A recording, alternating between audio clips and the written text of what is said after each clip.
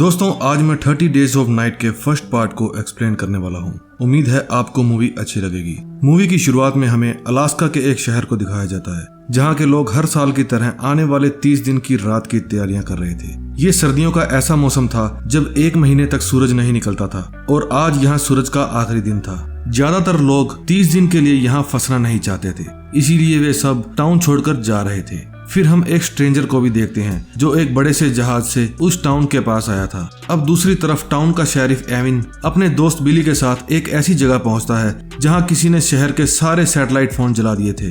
अब ये देखकर उन्हें कुछ भी समझ में नहीं आता और ये इग्नोर करके वे वहां से चले जाते हैं। जब वे वहां से अपने पुलिस स्टेशन में जा रहे थे तो रास्ते में उन्हें ब्रोवर मिलता है जिसका बीच रास्ते ट्रक खराब हो गया था और वो उसे ठीक कर रहा था। वहां पर एविन को वायरलेस पर खबर मिलती है कि किसी ने जॉन रीस के सभी स्नो डॉग्स को मार दिया है। ये सब वही आदमी कर रहा था जो हमने मूवी के शुरुआत में देखा था। अगले सीन में हम एविन की वाइफ स्टेला को देखते हैं जिसने एविन को बहुत पहले ही छोड़ दिया था। वो अलास्का में फायर डिपार्टमेंट में काम करती है और अपने इसी काम की वजह से वो इस टाउन में आई थी और इस बारे में एविन को कुछ भी पता नहीं होता। फिर स्टेला अपना काम खत्म करके अपनी फ्लाइट पकड़ने के लिए वहां से जाने लगती है, लेकिन रास्ते में उसका एक्सीडेंट हो जाता है जिसकी वजह से उसे कोई चोट तो नहीं आती लेकिन उसका ट्रक खराब हो जाता है। फिर उसके बाद स्टेला एविन को कॉल करके मदद मांगती है, लेकिन एविन उसकी मदद करने खुद नहीं जाता बल्कि वो अपने दोस्त बिली को भेज देता है। एविन खुद जाता है जॉन रीस के घर और उन मरे हुए कुत्तों की इन्वेस्टिगेशन करने लगता है। उसे कुछ भी अंदाजा नहीं था कि ऐसा कौन कर सकता है। वो जॉन को तसल्ली देता है कि हम जल्द ही मुजरिम को पकड़ लेंगे और एविन वहां से चला जाता है। दूसरी तरफ बिली स्टेला के पास पहुंच जाता है और अपनी गाड़ी से उसे एयरपोर्ट लेकर जाता है, लेकिन वो जब तक पहुंचती है तब तक एयरपोर्ट बंद हो चुका था। इसका मतलब अब स्टेला को भी 1 महीने के लिए उसी टाउन में रुकना पड़ेगा। उधर एविन वापस पुलिस स्टेशन जाता है और वहां उसे उसकी ग्रैंड मदर हेलन और छोटा भाई जैक मिलते हैं। हेलन उसे एक रिपोर्ट देती है जो कि यूटिलिटर से आई थी। फिर वो जल्दी से यूटिलिटर पहुंचता है। वहां पहुंचने के बाद उसे कार्टर और विल्सन मिलते हैं। विल्सन उसे बताता है कि किसी ने उसके पर्सनल हेलीकॉप्टर को तबाह कर दिया है। अब एविन को पता था कि ये सब कोई जानबूझकर ही कर रहा है, लेकिन कौन कर रहा है ये उसे बिल्कुल भी आइडिया नहीं था। उसके बाद हमें गस नाम का एक आदमी दिखाया जाता है जो इस टाउन के सभी बिजली के कनेक्शन को संभालता था। वो अपनी ऑफिस में बैठा होता है, तभी उसे बाहर से कुछ अजीब सी आवाजें सुनाई देती है। फिर वो टॉर्च लेकर जैसे ही बाहर जाता है उसे वहाँ बहुत सारे अजीब लोग घेर लेते हैं। वे सब उसे मारकर उसका खून पी जाते हैं, यानी कि वे सब वैम्पायर्स थे। तभी हम उसी स्ट्रेंजर को देखते हैं जो एक रेस्टोरेंट में बैठा था और वहाँ की वेटर्स के साथ बदतमीजी कर रहा था। वो उससे कच्चा मांस मांग रहा था। तभी एविन वहां पर पहुंच जाता है और उसे चुपचाप वहां से बाहर चलने को बोलता है, लेकिन वो किसी की बात सुनने को तैयार नहीं था। तभी स्टेला पीछे से उसके ऊपर गन तान देती है और वो स्टेला पर भी हमला करने की कोशिश करता है, लेकिन एविन उसे पकड़ लेता है। फिर वो उसे वहां से ले जाने लगता है। स्टेला भी उसके साथ चली जाती है। वो उसे ले जाकर लॉकअप में बंद कर देता है। इधर टाउन के ही 3 रिफाइनरी वर्कर्स मस्ती करते हुए घर जा रहे थे, लेकिन तभी उनमें से एक को वैम्पायर पकड़ कर ले जाता है। बाकी 2 लोग समझ भी नहीं पाते कि उनका साथी गया कहाँ। तभी अचानक उनके साथी की बॉडी उनके पास आकर गिरती है। ये देख वहाँ खड़ी लड़की डरकर भाग जाती है। वहाँ अंदर से कुछ वैम्पायर्स निकलकर बाहर आते हैं। उधर एविन उस स्ट्रेंजर से पूछताछ कर रहा होता है, लेकिन वो कुछ भी बताने के लिए तैयार नहीं था। लेकिन तभी उनका कंप्यूटर बंद हो जाता है। एविन फोन करने के लिए फोन उठाता है तो फोन भी काम नहीं कर रहा होता। तभी स्ट्रेंजर कहता है जल्दी से छिप जाओ, वो लोग आ रहे हैं। उसी समय पूरे टाउन की लाइट भी चली जाती है। उसके बाद जब एविन गस को देखने जाता है तो उसे वहां पर गस का कटा हुआ सिर मिलता है। फिर एविन टाउन में जाकर सबको कहता है कि अपने अपने घर में जाओ और दरवाजे अच्छे से बंद कर लो। उसकी बात सुनकर सभी अपने अपने घरों में चले जाते हैं। इसके बाद हम देखते हैं कि एक वैम्पायर जॉन के घर में घुस जाता है और उसकी वाइफ को पकड़ कर ले जाता है। वो उसकी वाइफ को घर के नीचे घसीट कर ले जाने लगता है। जॉन उसे रोकने की पूरी कोशिश करता है, लेकिन वो वैम्पायर उसे भी जख्मी कर देता है। जॉन इतनी मेहनत के बाद भी अपनी वाइफ को बचा नहीं पाता। दूसरी तरफ एविन पुलिस स्टेशन में आता है और उस स्ट्रेंजर को धमकी देता है। वो उससे उन लोगों के बारे में पूछता है जो शहर के लोगों को मार रहे हैं। जब से ये स्ट्रेंजर शहर में दिखा है तब से ही शहर में अजीब अजीब सी घटनाएं हो रही थी। एविन स्ट्रेंजर से बहुत पूछता है, लेकिन वो कुछ भी नहीं बताता। वो सिर्फ इतना बताता है कि सब मरने वाले हैं। अब एविन उन कातिलों को ढूंढने खुद ही निकल जाता है। स्टेला भी जिद करके उसके साथ ही आ जाती है। रास्ते में उन्हें कुछ दिखाई देता है तो वे ट्रक से निकलकर चेक करते हैं। जब स्टेला दूरबीन से देखती है तो वो डर जाती है और एविन को भी जल्दी से ट्रक में बैठने को कहती है। फिर वे दोनों ट्रक में बैठ जाते हैं और स्टेला पूरी तेजी से ट्रक को भगा कर ले जाती है। तभी एक वैम्पायर भागकर उनके ट्रक के ऊपर चढ़ जाता है। एविन उसे गोली मारता है लेकिन उसे कुछ भी नहीं होता। तभी स्टेला उसे किसी तरह ट्रक से नीचे गिरा देती है और वे दोनों बचकर वहां से निकल जाते हैं। उन दोनों को कुछ भी समझ में नहीं आता कि ये क्या था। तभी उन्हें वायरलेस पे हेलन की चिल्लाने की आवाज आती है। जब वे पुलिस स्टेशन जाकर देखते हैं तो वहाँ चारों तरफ खून पड़ा था। वहाँ हेलन भी नहीं थी और ना ही उसका भाई जैक था, लेकिन वो स्ट्रेंजर अभी भी वही था। वो कहता है वे मुझे लेकर नहीं गए। दूसरी तरफ हम वैम्पायर्स को देखते हैं। उनका लीडर मार्लो नाम का एक वैम्पायर था। वो अपनी ही लैंग्वेज में बाकियों को ऑर्डर देता है कि जो भी मिले उसे मार दो, हमें किसी को भी अपने जैसा नहीं बनाना। तभी वैम्पायर्स अपना काम शुरू कर देते हैं और लोगों को मारना शुरू कर देते हैं। देखते ही देखते वहाँ लाशों के ढेर लग जाते हैं। उधर एविन और स्टेला उसी रेस्टोरेंट में जाते हैं जहां उन्हें वो स्ट्रेंजर मिला था। वहां उन्हें अपनी जान बचाने के लिए छिपे हुए कुछ लोग मिलते हैं, जिनमें एविन का भाई जैक भी था। एविन उसे देखकर बहुत खुश होता है। जैक बताता है कि ग्रैंड माँ को उन वैम्पायर्स ने मार डाला। एविन कहता है तुम सब लोगों को किसी सेफ जगह पर जाना होगा। फिर वे सब उस बिल्डिंग के एटिक में छिपने का प्लान बनाते हैं। एविन उन सबको एटिक तक जाने का बोलकर खुद स्टेला के साथ कुछ हथियार लेने के लिए जाता है। अब उन दोनों को रास्ते में वैम्पायर्स मिल जाते हैं और उन पर हमला करने लगते हैं। वे उनका ट्रक पलट देते हैं और उन दोनों को बाहर खींचने लगते हैं। तभी ब्रोवर वहां पर ट्रक लेकर आ जाता है और वैम्पायर्स को ठोक देता है। तभी स्टेला और एविन भागकर उस ट्रक में बैठ जाते हैं। फिर वे सब वहां से निकलकर सीधा उसी बिल्डिंग में आ जाते हैं जहां बाकी सब लोग थे। वहां अभी भी सब लोग सुरक्षित थे।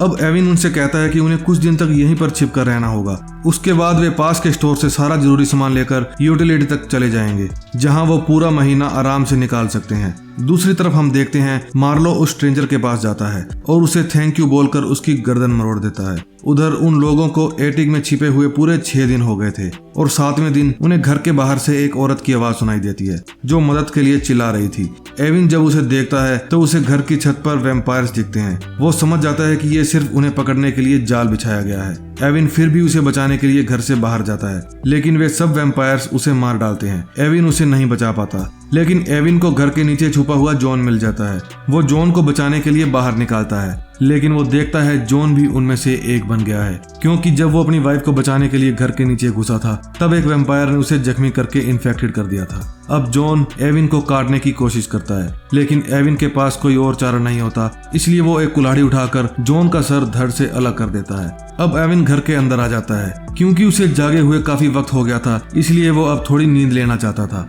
अब जागने की बारी थी स्टेला की। तभी विल्सन के डैड अपना दिमागी संतुलन खो देते हैं और बाहर जाने लगते हैं। स्टेला और विल्सन उन्हें रोकते हैं, लेकिन वो बाथरूम का बहाना बनाकर खिड़की से बाहर भाग जाते हैं। विल्सन घबरा जाता है, जो बिना सोचे समझे उन्हें ढूंढने घर से बाहर जाने लगता है। स्टेला उसे रोकने की बहुत कोशिश करती है, लेकिन वो नहीं रुकता। शोर सुनकर एविन भी जाग जाता है और स्टेला के पास आता है। आवाज सुनकर एक वैम्पायर भी घर के अंदर घुस जाता है। वे दोनों उससे छिप जाते हैं। तभी विल्सन बाहर से डैड को आवाज लगाता है और वो वैम्पायर बाहर जाकर विल्सन को मार डालता है। मौका देखकर एविन और स्टेला जल्दी से एटिक में छिप जाते हैं। अब 18 दिन बीत चुके थे। वहाँ बहुत तेज तूफान आता है, जिसका फायदा उठाकर सब लोग स्टोर तक पहुंच जाते हैं। वे वहां जरूरी सामान इकट्ठा करने लगते हैं। तभी वे वहां एक छोटी बच्ची को देखते हैं जो किसी का खून पी रही थी, यानी कि वो भी वैम्पायर थी। वो कार्टर के ऊपर हमला कर देती है, जिसके बाद स्टेला और एविन उसे पकड़कर दीवार के साथ लगा देते हैं और जैक एक कुल्हाड़ी से उसका सिर काट देता है। उन्होंने सामान तो इकट्ठा कर लिया था, लेकिन तब तक तूफान शांत हो जाता है और वो स्टोर में ही फंस जाते हैं। फिर वे किसी तरह पुलिस स्टेशन तक जाने का प्लान बनाते हैं। तभी स्टेला कहती है कि वैम्पायर्स को सूरज की रोशनी और कोई तेज रोशनी पसंद नहीं है, इसीलिए वे यहाँ पर आए हैं। तभी जैक बताता है कि उसकी ग्रैंडमा के पास अल्ट्रा वायलेट लाइट है, जिसका इस्तेमाल वो पौधे उगाने में किया करती थी। फिर एविन कहता है कि मैं वैम्पायर्स का ध्यान बटाकर वहां ले जाऊंगा और उस लाइट का इस्तेमाल उन पर करूंगा। तब तक सभी लोग पुलिस स्टेशन पर पहुंच जाएंगे। ये कहकर एविन शोर मचाते हुए भागने लगता है। उसका शोर सुनकर सभी वैम्पायर्स उसके पीछे जाते हैं। बाकी लोग पुलिस स्टेशन की तरफ बढ़ रहे थे कि तभी एक वैम्पायर उनमें से एक आदमी को मार देती है। इसके बाद सब लोग भागकर जल्दी से उस स्टेशन पर पहुंच जाते हैं। स्टेला देखती है वो स्ट्रेंजर वहां पर नहीं था। उधर एविन किसी तरह हेलन के घर पहुंच जाता है और जनरेटर स्टार्ट कर देता है। उसके बाद वो लाइट लेकर तैयार हो जाता है। तभी वैम्पायर्स भी वहां पर पहुंच जाते हैं। उनका सरदार मार्लो अपनी लवर एरिस को अंदर भेजता है। वो जैसे ही अंदर जाती है, एविन लाइट उसकी तरफ कर देता है, जिससे वो पूरी तरह से जल जाती है। अब एविन सोचता है कि वैम्पायर्स जनरेटर को बंद कर देंगे, इसीलिए वो जल्दी से पीछे के रास्ते से बाहर भाग जाता है। सारे वैम्पायर्स उसका पीछा करने लगते हैं, लेकिन मार्लो देखता है कि उसकी लवर एरिस तड़प रही है, इसलिए मार्लो उसे मार डालता है। दूसरी तरफ ब्रोवर के अंदर का हीरो भी जाग जाता है। वो कहता है अब ध्यान बटाने की बारी मेरी है। अब वो जेसीबी लेकर वैम्पायर्स के ऊपर अटैक कर देता है और जब आखिर में उसके पास कोई रास्ता नहीं बचता तो वो जेसीबी को एक बिल्डिंग के अंदर घुसा देता है। सभी वैम्पायर्स उसके पास आने लगते हैं। फिर ब्रोवर खुद को एक धमाके में मारने की कोशिश करता है लेकिन बच जाता है। उसके बाद मार्लो ब्रोवर के पास आता है और कहता है जब इंसान का पाला किसी ऐसी चीज से पड़ता है जिससे वो नहीं मार सकता तो वो खुद को ही मारने लगते हैं। यह कहकर वो उसका सर कुचल कर वहां से चला जाता है। दूसरी तरफ एविन भी पुलिस स्टेशन पहुंच जाता है और उसे पता चलता है कि कार्टर भी उनमें से एक बनने वाला है। तभी कार्टर खुद को मारने के लिए कहता है। उनके पास और कोई रास्ता नहीं होता, इसलिए एविन उसे अकेले में ले जाकर मार डालता है। अब वहाँ सिर्फ 5 लोग बचे थे। 27वां दिन था। तभी एविन देखता है कि एक घर में उन्हें कोई लाइट से सिग्नल देने की कोशिश कर रहा है। जब वो वहाँ जाता है तो देखता है कि वो बिली है। उसने अपनी वाइफ और अपनी बेटियों को मार दिया था। वो अपने आप को भी मारने वाला था लेकिन गन जाम हो गई थी, इसी वजह से वो अपने आप को नहीं मार पाया। एविन को उस पर गुस्सा आता है। वो कहता है तुम्हें अपनी फैमिली को बचाना था, ना कि मारना था। फिर वे किसी तरह विली को बचाकर स्टेशन में ले जाते हैं। वे नोटिस करते हैं कि वहां पर कोई भी नहीं है। एविन सोचता है कि शायद वे यूटिलिटी स्टोर में चले गए होंगे। उसके बाद वे भी छुप छुप कर आगे बढ़ने लगते हैं। तभी उन्हें बाहर एक छोटी सी लड़की दिखती है जिसके पीछे एक वैम्पायर आ रहा था। तभी स्टेला बाहर निकलकर उस लड़की को पकड़ लेती है। वैम्पायर भी उसके पीछे पीछे आता है। फिर एविन स्टेला को भेज देता है और उस वैम्पायर का ध्यान हटाता है। अब वे तीनों अलग अलग हो जाते हैं। एविन किसी तरह यूटिलिटी तक पहुंच जाता है जहां उसे बाकी सभी भी मिल जाते हैं, लेकिन स्टेला अब भी वहां नहीं पहुंची थी। विली भी वहां पर पहुंच जाता है लेकिन उसका पीछा करता हुआ वैम्पायर भी वहां आ जाता है और विली पर हमला कर देता है। उसकी मदद करने बाकी सभी भी वहां पर आ जाते हैं लेकिन वैम्पायर बाकी सब पर भारी पड़ता है। वो एविन को मारने ही वाला था कि तभी विली वैम्पायर को स्क्रैप मशीन में धक्का दे देता है, लेकिन उसी के साथ विली का हाथ भी मशीन में आकर कट जाता है। अब एविन नोटिस करता है कि विली भी वैम्पायर बनने वाला है, इसलिए एविन एक कुल्हाड़ी से विली का सिर भी काट देता है। उसके बाद एविन स्टेला से वॉकी टॉकी के जरिए बात करने की कोशिश करता है लेकिन कोई जवाब नहीं आता।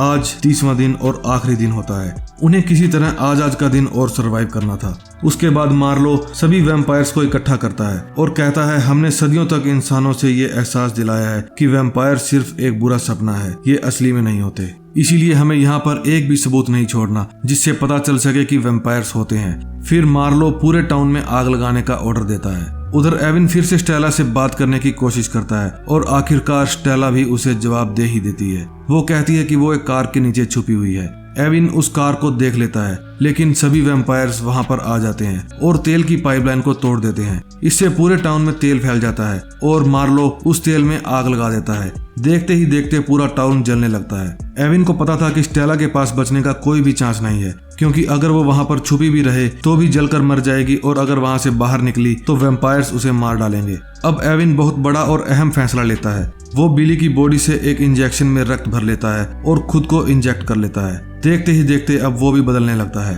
वैम्पायर बनते ही वो कहता है उसे अब खून की खुशबू आ रही है। उसके साथ ही उसे मारने को कहते हैं लेकिन उसका भाई सबको रोक देता है। उसके बाद एविन बाहर जाकर मार्लो से लड़ने लगता है। तभी जैक स्टेला को वहां से निकालता है। इधर मार्लो एविन को बहुत बुरी तरह से मार रहा होता है। जैसे ही मार्लो एविन को मारने के लिए आगे बढ़ता है, एविन अपना हाथ मार्लो के मुंह में घुसाकर उसे मार डालता है। अब मार्लो के मरते ही बाकी वैम्पायर्स पीछे हटने लगते हैं और वहां से जाने लगते हैं। उनके जाने के बाद सभी जिंदा लोग बाहर आ जाते हैं। अब स्टेला और एविन सूरज को निकलता हुआ देखते हैं। जैसे ही सूरज की रोशनी एविन पर पड़ती है, एविन जलने लगता है और स्टेला की बाहों में दम तोड़ देता है। और इसी के साथ हमारी ये मूवी यहीं पर खत्म हो जाती है। दोस्तों, अगर आपको इस मूवी की एक्सप्लेनेशन अच्छी लगी हो तो प्लीज वीडियो को लाइक करें और हमारे चैनल को सब्सक्राइब करें। दोस्तों, अगर आप इस मूवी का सेकंड पार्ट देखना चाहते हैं तो प्लीज हमारे चैनल को सब्सक्राइब करें। मैं जल्द ही लेकर आऊंगा इसका दूसरा पार्ट। तब तक के लिए लव यू, बाय बाय।